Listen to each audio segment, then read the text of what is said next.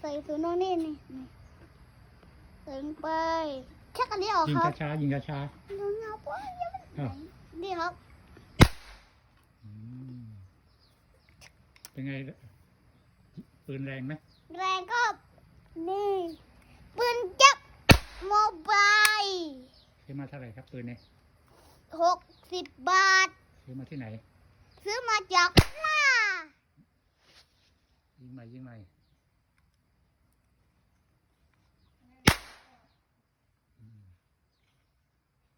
ยิงอีก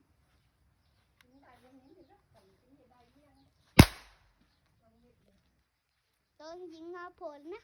ยิงให้เลยใครอยากลองอ่ะ ยิงมา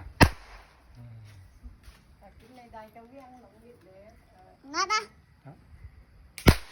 อ้าว หมด เสร็จยัง แล้ว ขอบคุณครับ ขอบคุณครับมา